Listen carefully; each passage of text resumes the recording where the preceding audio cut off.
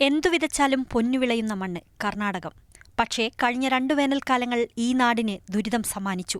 ഇത്തവണത്തെ വേനലും മറിച്ചില്ലെന്ന സൂചന നൽകി ജലാശയങ്ങളെല്ലാം വറ്റിവരണ്ടു തുടങ്ങിയിരിക്കുന്നു.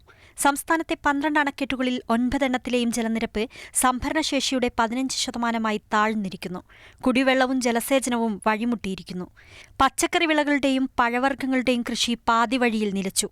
കർണാടകത്തിലെ കൃഷിയിടങ്ങളിൽ അനുഭവപ്പെടുന്ന ഈ വരൾച്ചയുടെ പ്രത്യാഘാതം ഏറ്റവും കൂടുതൽ അനുഭവിക്കാൻ പോകുന്നത് കേരളം പോലുള്ള സംസ്ഥാനങ്ങളാണ്. തക്കാളി, ഉരുളക്കിഴങ്ങ്, പയർ, ക്യാബേജ്, ബീൻസ്, കയ്പ തുടങ്ങിയവയെല്ലാം ഉത്തര കേരളത്തിലേക്ക് കയറ്റി അയക്കുന്നത് ഇവിടത്തെ പാടങ്ങളിൽ നിന്നാണ്.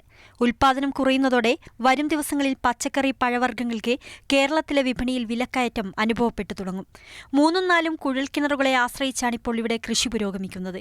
ഭൂഗർഭജല വിതാനം താഴുന്നതോടെ കുഴൽക്കിണറും ഉപയോഗശൂന്യമാകും. കടം വാങ്ങിയും പലിശയ്ക്ക് പണമെടുത്തും കൃഷിയിറക്കിയ കർഷകർ ആത്മഹത്യയുടെ വക്കിലാണ്. വിനോദ് മൊറാഴയ്ക്കൊപ്പം നദീറ, മാതൃഭൂമി ന്യൂസ്, ബംഗളൂരു.